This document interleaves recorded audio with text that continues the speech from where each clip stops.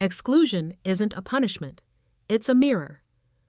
I want to share this story because betrayal rarely comes from enemies. It comes from those who know your heart. And sometimes the most dignified revenge is to let them experience the silence they gave you. My name is Julia. I'm 34 years old, married, with a small but tightly knit family. My husband Mark and I built our lives on shared values: loyalty, honesty, and the idea that family isn't just who you're born to, but who you choose to stand beside you. When I think back on what happened with my sister-in-law, I sometimes still feel the sting of disbelief. We weren't strangers playing polite at holiday dinners. We were once friends. She was in my life for more than a decade. We cooked together at Thanksgiving, swapped stories on long car rides. I trusted her. That trust made her choice all the more stunning. I'll never forget the day her wedding invitation arrived in the mail, the cream envelope thick and elegant. My name wasn't on it. In fact, there was no invitation for me at all. It was addressed only to my husband, her brother. A family-only wedding, she said later, with a tone so casual I felt dizzy trying to decode it. My family wasn't included. I still remember sitting at the kitchen table with Mark, holding the envelope between us like it might bite. He read it twice, jaw tightening. I wanted to ask her if it was some mistake, but I knew deep down it wasn't. She meant to exclude me. She just hadn't cared enough to admit it outright. We'd all spent years pretending to be close. Sunday barbecues, birthdays, baby showers. I remembered helping her pick out clothes for job interviews, holding her while she cried after breakups. She'd called me the sister I never had, but when it came time to choose who mattered most on her wedding day, she chose to draw a line I hadn't seen coming. I want you to understand. I'm not dramatic by nature. I don't throw plates or scream or post angry rants online.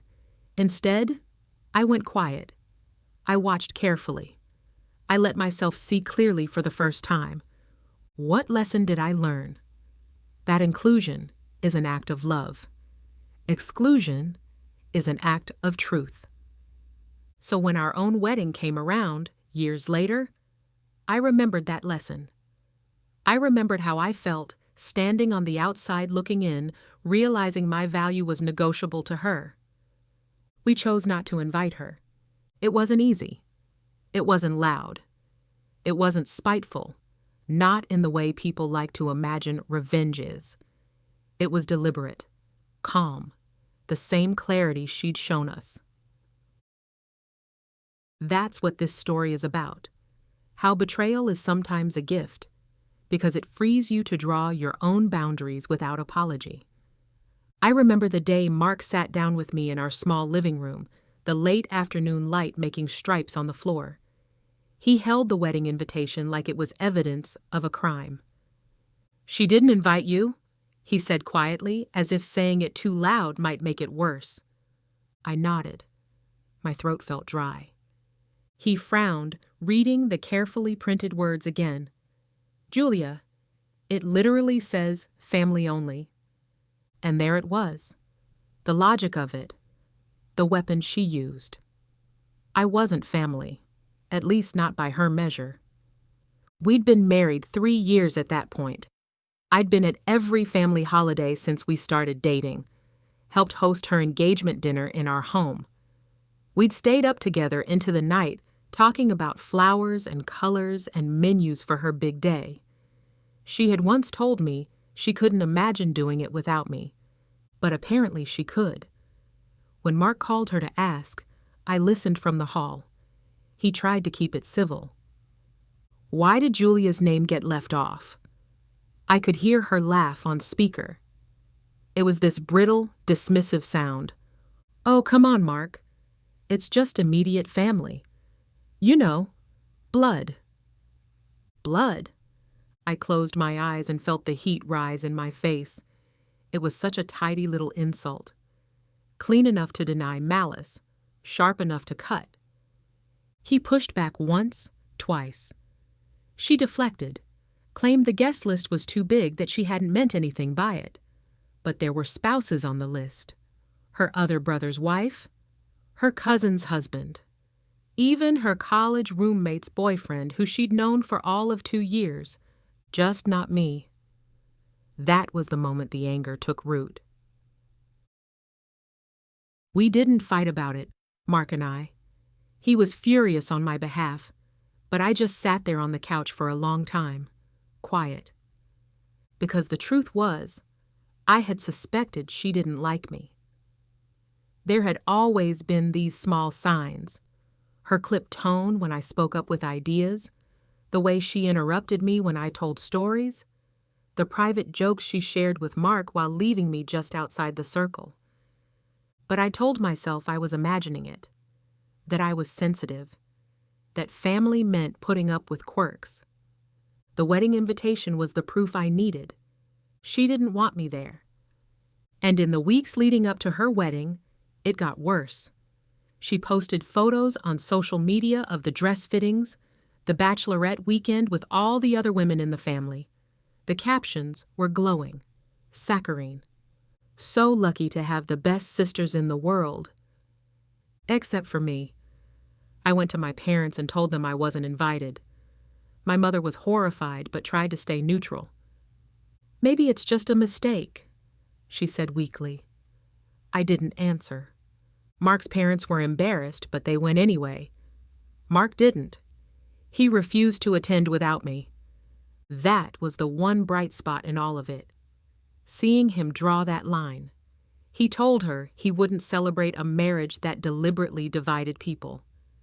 She tried to guilt him, called him selfish, claimed he was trying to ruin her day. He just shook his head and said, "If Julia's not family enough for you, then maybe I'm not either." They didn't speak again for months after that. Meanwhile, I tried to keep living my life, but I'd see photos of the wedding online. The huge, smiling group shots. The happy couple. The caption, "Family is everything." It was petty, I knew, but I stared at those words for a long time. Family is everything. But she'd shown me exactly who counted and who didn't. People talk about revenge like it's shouting and drama. For me, it was quieter. A cold realization. She'd drawn the boundary first, and I learned how to respect it.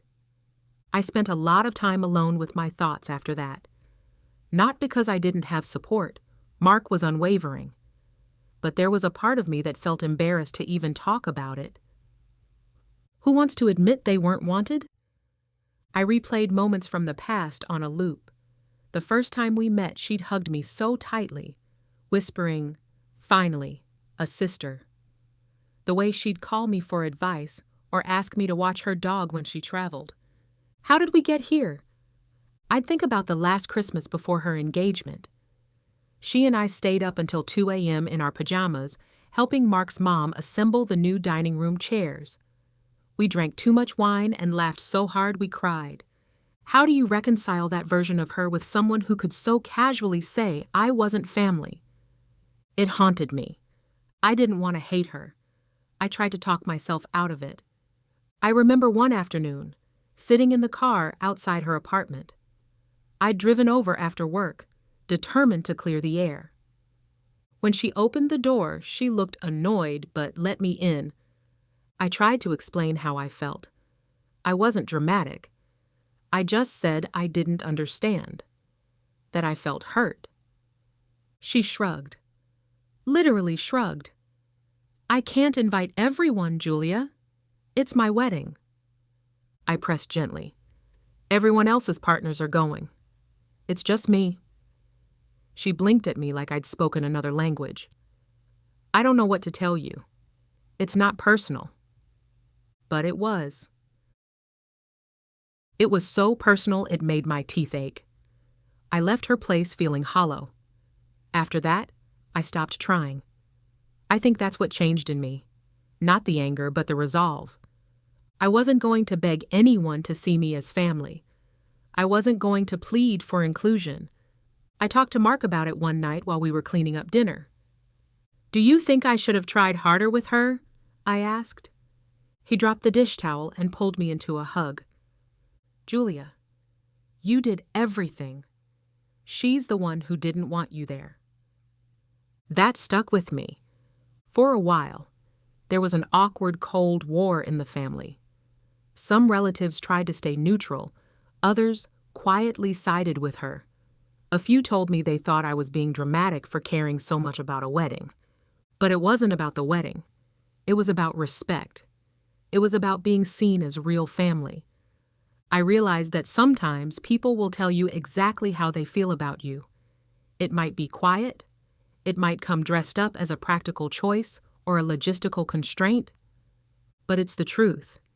You just have to decide what to do with it. That realization didn't bring me peace immediately, but it gave me a strange kind of freedom.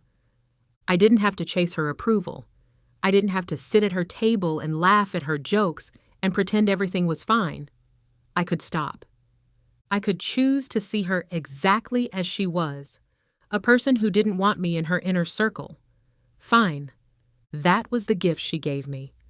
And one day, when Mark and I started planning our own wedding, I remembered every word of that conversation. Every photo she posted with family only, and I knew exactly how we'd handle our guest list. We got engaged 2 years after her wedding. It wasn't some dramatic moment with fireworks or a crowd cheering. It was just us at home, Mark on one knee, the quiet sincerity in his eyes. I said yes before he even finished the question. In the weeks that followed, we started planning in that dreamy, private way newly engaged couples do. Late-night talks about venues and colors and guest lists. The excitement felt pure, untainted, but I'd be lying if I said there wasn't a dark undercurrent. Because when we got to the topic of invitations, I felt my whole body tense. Mark noticed right away. "Julia," he said gently, "what are you thinking?" I didn't answer immediately. I was running my thumb along the edge of my notebook, remembering her words. "It's just family." "Do you want her there?" he asked carefully. I looked at him. His face was kind but resolute. He wasn't going to tell me what to do. He wanted me to choose. And I did. I shook my head. "No," I said finally, I don't want her there. I don't want to pretend she's happy for us. I don't want her in the photos. I don't want her at the table." He exhaled slowly and nodded. "That's what I thought too." It wasn't said in anger. It was something closer to acceptance. We made the decision together. We didn't tell anyone at first. We just started building our list. We chose people who loved us without conditions. Friends who'd stood by us through every mess. Family who never made us question our worth. As the list grew, I felt a strange peace settle over me. One night I stayed up late working on the seating chart. I remember staring at one empty table on the diagram. A chair without a name. That was hers. That was where she wasn't going to sit. It felt symbolic. I didn't tell anyone about that private little ritual, but it helped me. I let myself grieve the relationship I thought I had with her. When the time came to print the invitations, Mark and I reviewed the list one last time. He watched me carefully. "Are you sure?" he asked. "Yes," I said. "I'm sure." He nodded. We sealed the envelopes together at the kitchen table. I felt a knot loosen in my chest with every one we finished. We sent them out. She didn't get one. I'm sure word spread quickly enough in the family. There were whispers.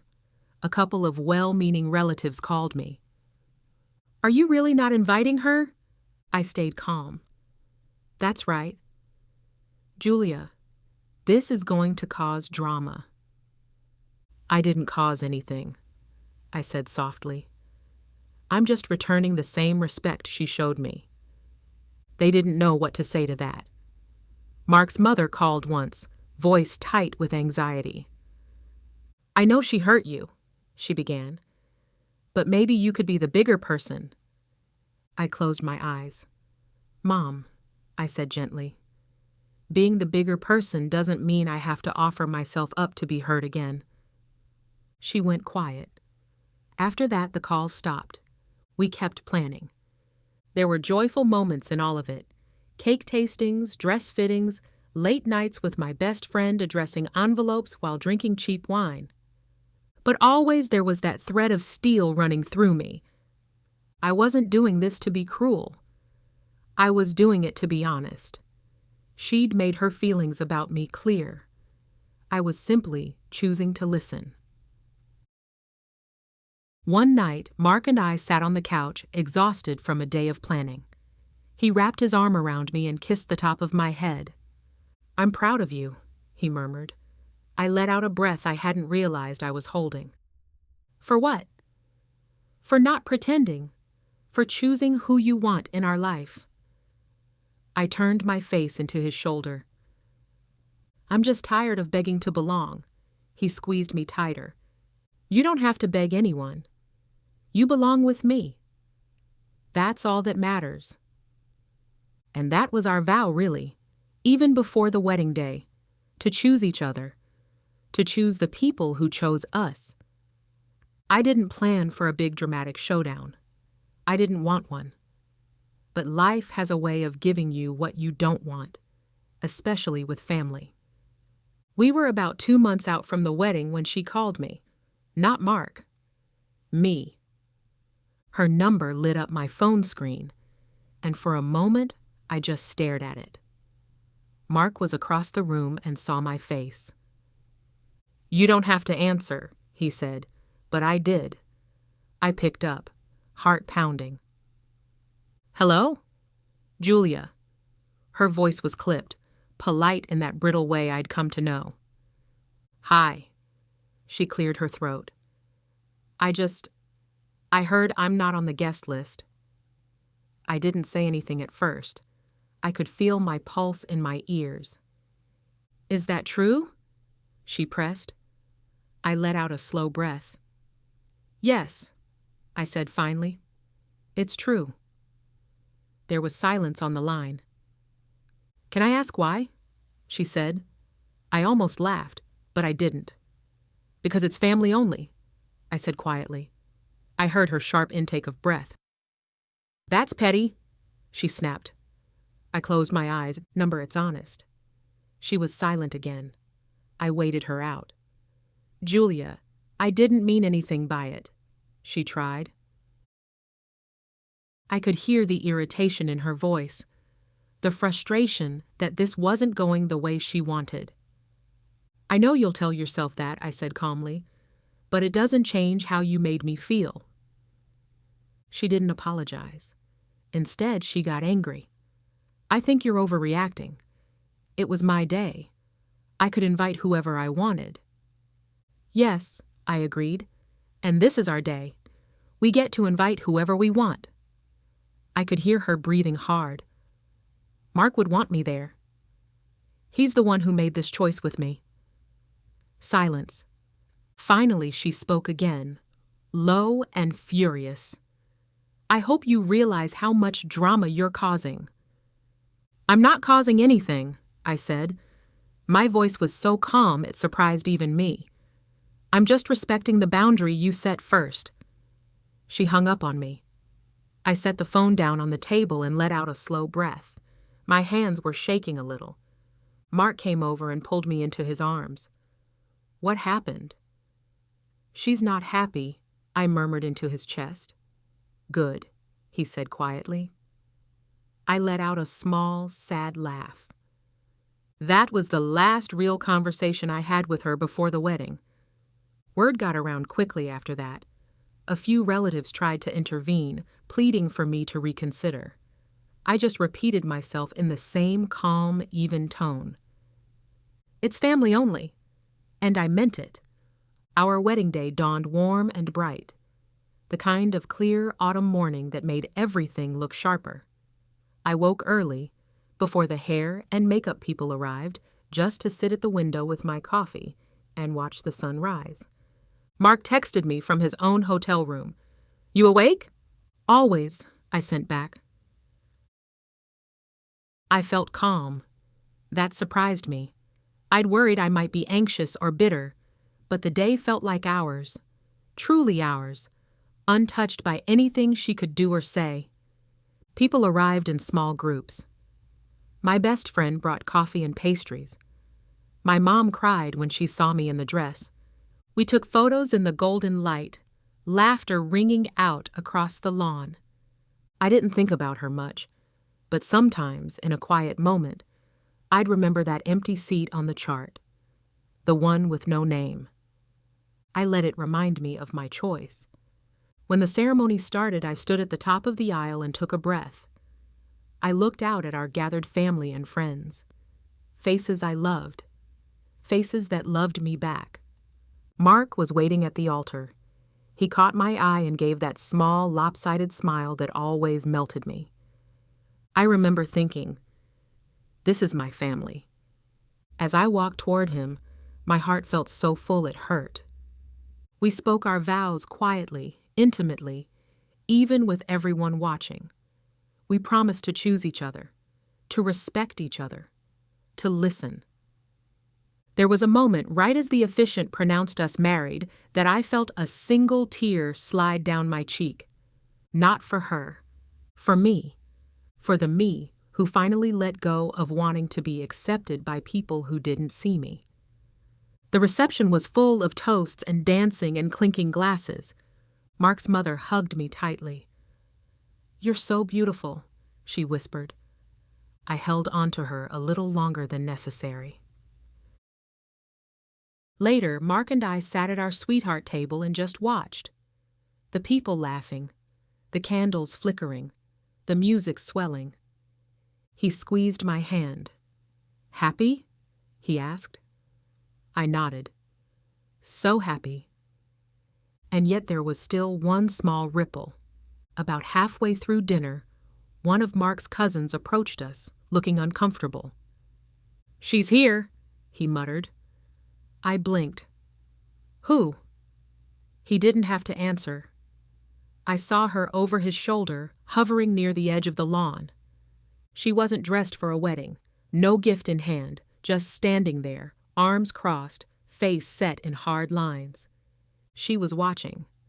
I felt Mark tense beside me. "Do you want me to go talk to her?" he asked. I shook my head slowly. "Number let her see." He hesitated, then nodded. We didn't acknowledge her. We went on with our meal. We toasted our friends. We danced. We cut the cake. At some point I glanced over and she was gone. I don't know how long she stood there. Long enough, I suppose.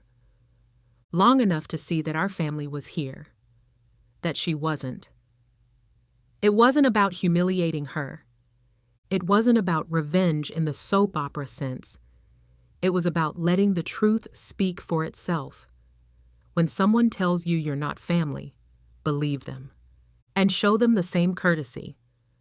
By the time the last song played, my feet were sore, my hair was falling down, and my heart felt so big I could barely hold it.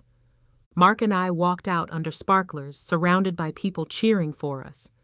Not everyone, but the right ones. The days after the wedding were quiet in a way that felt earned. We left for our short honeymoon, a cabin in the mountains, no cell service, just the hush of wind in the trees and the crackle of a fire at night. We talked about everything except her. When we came back, there were some messages waiting. A few were from family members still determined to mediate. One cousin wrote, "I just think it's sad you couldn't let it go for one day." I read that and set my phone down without replying, because I had let it go. I'd let go of trying to be included. I'd let go of explaining myself to people who refused to hear me. And I'd let go of pretending family means unconditional forgiveness for someone who showed me so little respect. Mark and I built our own definition of family. People who chose us. People we could trust with our hearts. Not everyone was happy with our choice, but it was ours to make. I won't lie and say I never think about her anymore. I do. Sometimes I wonder if she ever realized why I made the choice I did. If she ever thought about the moment she told me her wedding was family only. But I don't hold on to the anger. It's strange. But after everything, I'm grateful. She taught me something no polite conversation ever could. That boundaries aren't about punishment. They're about truth. You can't force someone to see you as family. You can only decide if you'll keep trying to sit at their table, begging for a chair. I don't beg anymore. I don't need to. And that is the real gift she gave me. Because in excluding her, I didn't become petty or cruel. I just became free. If you've ever had to draw a line with family or felt the sting of being excluded, share your story in the comments. Let's talk about the cost and freedom of setting boundaries. Don't forget to like and subscribe for more real stories of betrayal, revenge, and hard-earned peace.